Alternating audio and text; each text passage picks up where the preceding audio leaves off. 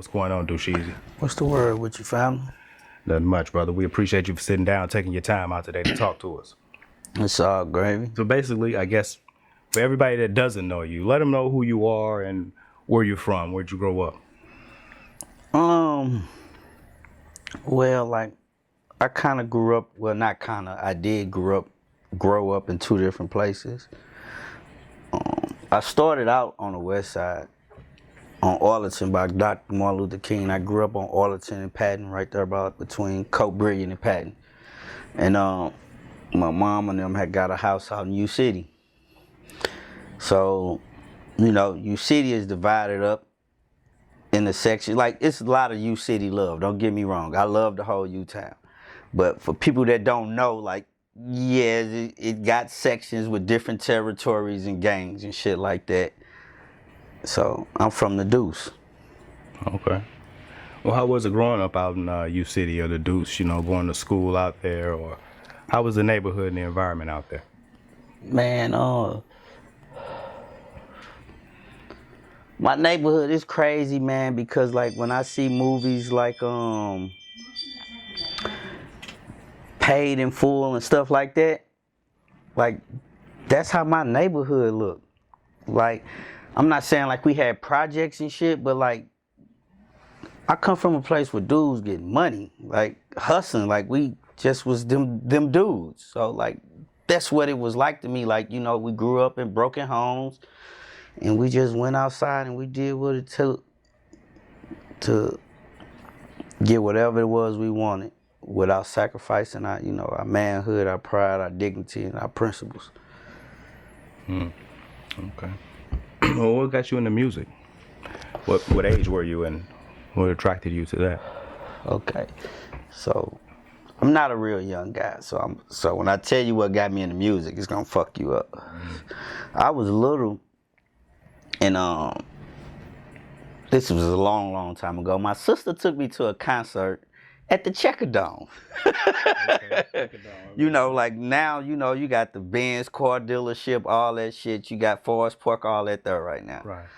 So she took me to a concert, and it was a few different artists, but the two artists, well, the group and artists that stood out that made me say, you know what, this one I want to be when I grow up, it was NWA and LL. Like Eazy-E and all the motherfuckers jump around, and LL came out. It was like he had a big ass tape deck on stage. And when the tape deck came out, like the tape, he drove out in like a red convertible. I was like, this shit cold. You know what I'm saying? I'm like, this what I want to do when I get big. And that's where it started for me. Okay. And so what was your first project that you put out after that?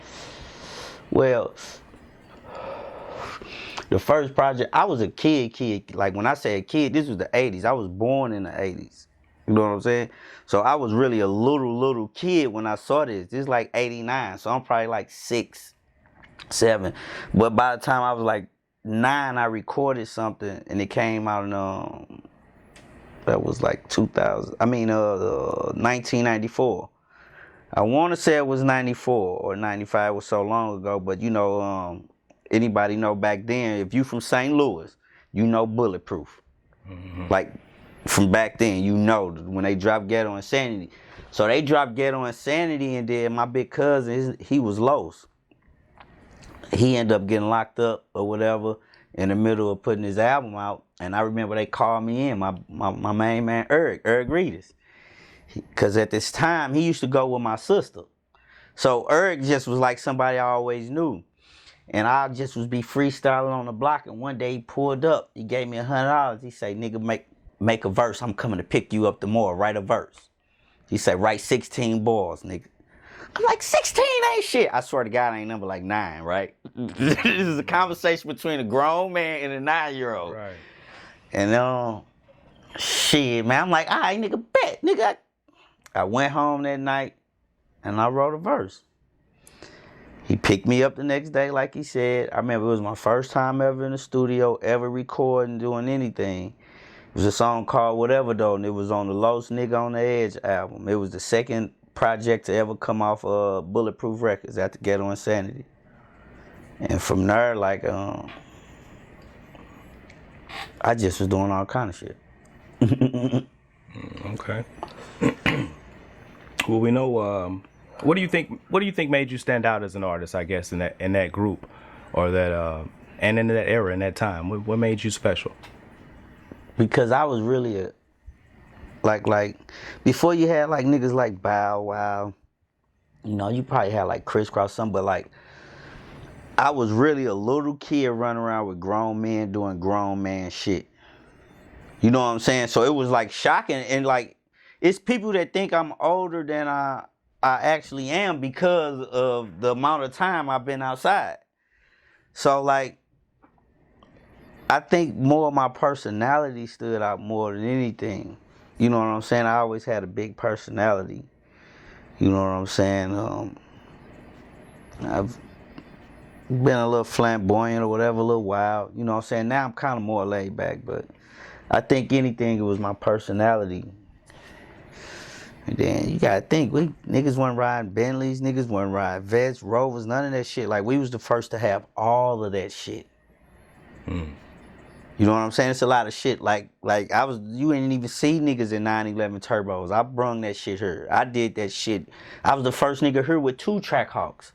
The first nigga here with a red eye Hellcat. Like, so I come from a tradition of we the first niggas to do this shit.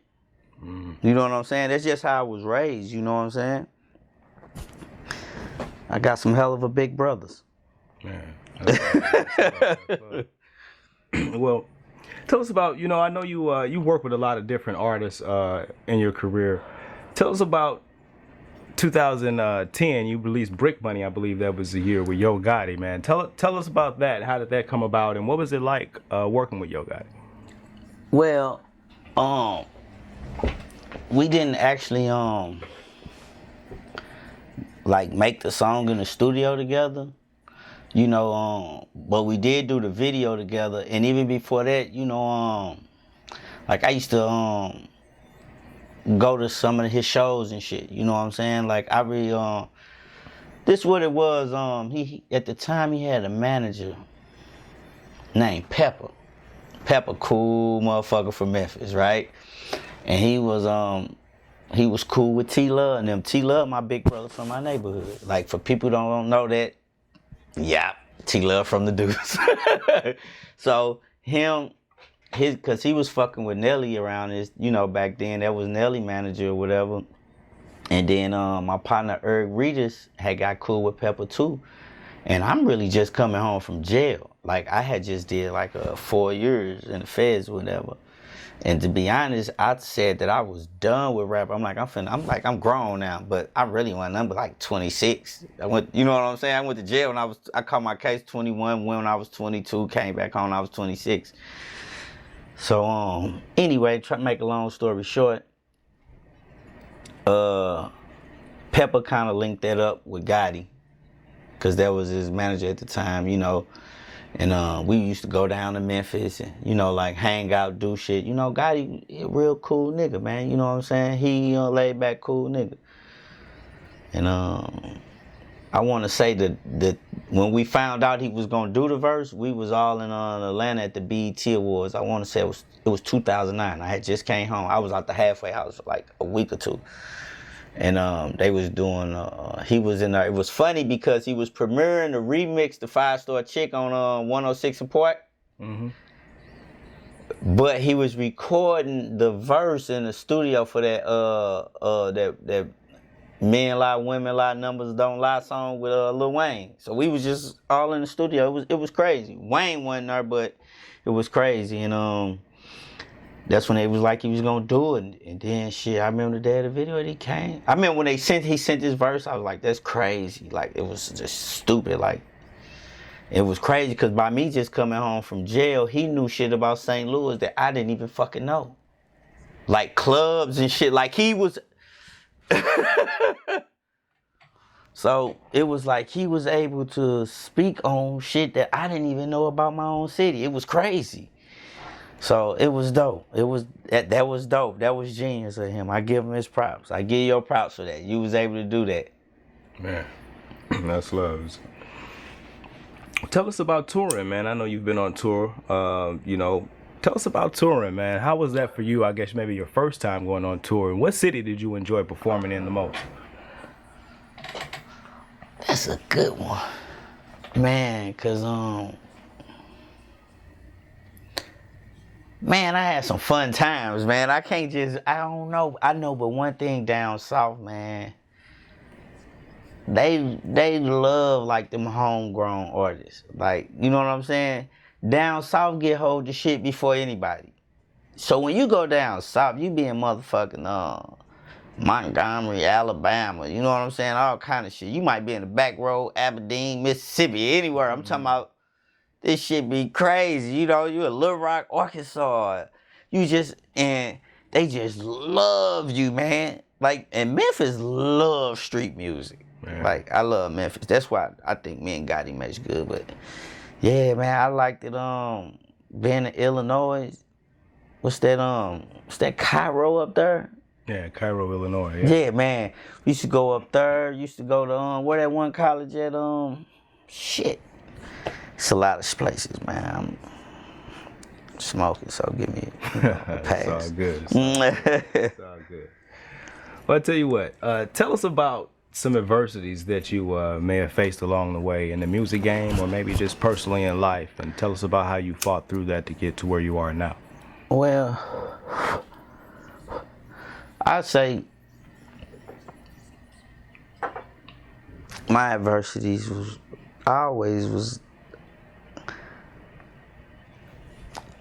shit, because I want to say this right. I was doing what the average youngster doing right now. Not separating the streets from entertainment. Mm. I was too caught up with living a street life that it was fucking up my entertainment life that really could have removed me from everything. Mm. You know what I'm saying? So I was just like a fucking hindrance in myself. Cause I'm like, oh man, them niggas faking. Them niggas ain't standing on that shit. I'm living this shit. Not knowing like, nigga, you got a chance to not have to live it no more. And, you know, boom, every time it's like, I get there, I catch a case, boom, I gotta start over. Boom, get there, back locked up. You know what I'm saying? And shit, man, shit just be crazy, man, you know? Just gotta grow up sometime. It's life. Yeah. Sure. Tell us about your label, Street Gang. Tell us about all the. Are there any other artists signed to that label, or tell us about that? Yeah, man, we got a few artists. One of my main artists, my main man, G Crow. He cold, like he's super cold. He really was there like from the beginning too. Actually, him and his nephew are the reason why it's called Street Gang. Like, it's crazy. We was young, we was rapping and shit, and I had went out to California one time. I'm like, man, I'm finna try to get us on. Like, and I was just one of them niggas that just had the paper, like I can go. And then my old dude, you know, he had just came home from the feds and he knew some motherfuckers. So he like, man, let's go. I'm like, fuck it, let's go. So we go out here. I'm like, I'm finna try to get us a deal. I go out there, the people tell me everything I need to do. Like, I go do this, come back, and it's all good. So I'm like, bet. I fly back to St. Louis. The dudes that basically was like our CEOs at the time, basically felt like I left to try to do something behind their back, because we didn't have no paperwork signed with them. You know what I'm saying? And so it was like a big fallout. Like guns was pulled, all kind of shit. It was crazy. So it was all a misunderstanding. Like, everybody like realized at the end it was a big, you know what I'm saying? But So, but at that time, you know, I'm just like, shit, you don't trust me, I don't trust y'all, fuck y'all. I'm leaving, I don't even want to be a part of this shit no more. So when I did that, at the time, it was me, it was G Crow, and G Crow had a nephew, his name was Beezy. His name was BS, and we started calling him Beezy. So I'm like, man, fuck this shit. I ain't fucking with y'all no more, I quit. I'm doing my own thing for now. So when I said that, G Crow and Beezy said, well, fuck it, if you leaving, we leaving. I'm like, damn, these niggas really fuck with me. You know what I'm saying? We young. I'm like, damn, these niggas, they standing on what I'm standing on. I'm like, fuck it. So they like, man, what the fuck we gonna call ourselves? I was like, man, I don't know. I'll figure it out. Then one day G Crow called me. My nigga G called me like, Sheezy, what up? I'm like, shit, chillin'. He's like, man, you ain't gonna believe this shit, man. We got a name for it. I'm like, what is it? He's like, man, just come over here. So I go over. I'm like, what's the name? He say, Street Gang. I'm like that's the best you can come up with? You know what I'm saying? He say, nah, just Beezy said, think about it. Because Beezy was a 6 Deuce Crip. Mm-hmm. And we all, back then, were Bloods from the Deuce. Right. So he said, you got to think about it, man. I'm a Blood. He said, I'm a Crip, y'all Bloods. We all just niggas from the streets. We just a gang of niggas from the streets. Why can't we just rep the streets and the streets be our gang? I say, man, that's a dope ass name. You know what I'm saying? When he put in perspective. And then we started doing shows, and we'd come in all our red, and them niggas come in all they blue, and we all be on stage together, and we be rocking out. Like, nigga, we together. And shit. That shit lasted for about 6 months. I went to jail.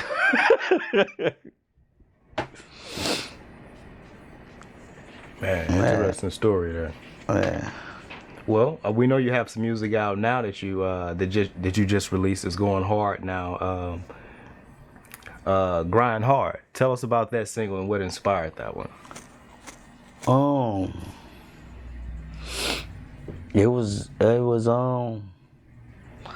actually what I had going on at the time. It was, I'm out grinding, getting my money right, and a nigga better pray I get my money right. You know what I'm saying? Right. Cause I was on some like, but I ain't. And then I say I ain't never been a lazy nigga. I'm the hustler type. They say life a gamble. Guess I gotta roll the dice, grind hard. Yeah, nigga, you gotta grind hard. That's how I felt. I was going through some shit, nigga. I was on a run. I was on a run for 2 years for shooting a motherfucker. So for real, the song I just dropped it, but like, I came up with the shit a minute ago. You know what I'm saying? But I was really going through some shit, like at that time, like so for real life changing shit. Like I was going to trial. They was trying to give me 30 years. On one case, and on the other case, I ain't showing up to court. That's in the county. I'm on a run out there, going to court in the city. Like, it was just crazy. And I was just like, man, fuck this shit. Like, I'm finna just try to run his money up because, shit, in a minute, it might be over. Tell us about, how your music has evolved over time, and what do you think the impact of your music and your career on St. Louis will be? Well, the way I feel my music has evolved is because, like, I didn't let my content get stagnated where I felt like I had to be still saying the same shit I said as a kid because I'm not a kid anymore. So now as a grown man, I got to speak from experience. You know what I'm saying? And I gotta tell you, yeah, some of that shit is stupid. Like, before your dumb ass do it, I know I did it. I made the mistake. So I'm telling you right now, like, you ain't gonna wanna do that right there. But at the same time, I'm also telling you, like, man, I did that shit, like, so don't come playing with me. Cause I can still do it. So don't play with me. You know what I'm saying? But, yeah. And then my impact that I feel is on St. Louis, man, I just, I feel like, I stayed myself and represented from where I was from. The best that I could. And I'm going to still do it the best that I can. So what's next for you? What do you have, what are you currently working on after this new release, and what can we expect next? I got a project called Dope Boy Avenue. And it's just basically based off, like my neighborhood, my street I grew up on, how it was, growing up in basically a broken home. And then, being a kid, you just basically looking for somewhere to belong, to be loved. You want to have something. You know what I'm saying? You tired of not having nothing. So how you find yourself clicked up with a whole bunch of people that feel that way. You know what I'm saying? We might not be the smartest at the time, but we know that we just want something better. And that we all we got. So how we jumped off in the streets, how we made tons of money. Took tons of losses. Did a whole lot of time. Yeah, we popped a lot of bottles, fucked a lot of chicks, seen the world. But in the end, we always had to start over. They taking our freedom. You know what I'm saying? They killing us. Yeah, that shit sound good, that rah-rah shit, nigga, that ride or die. But then when your partner get killed, it's like, oh. You know what I'm saying? So I ain't just glorifying shit. I'm just telling the real story. And that's what Dope Boy Avenue is about. Okay. All right. Well, do you have any advice for, before we get out of here, do you have any advice, for up-and-coming artists here in St. Louis that's trying to make it, and what can you say to them? Don't get caught up in what everybody else doing. You gotta always do you. And there's gonna always be somebody telling you not to fucking do you. Everywhere you go, that's all they telling you. Not to be yourself. Be your goddamn self. Stay true to you. You know what I'm saying? A lot of people so busy trying to stay true to other people, but you can't be true to nobody else if you ain't true to yourself. So stick to that, and that shit go a long way.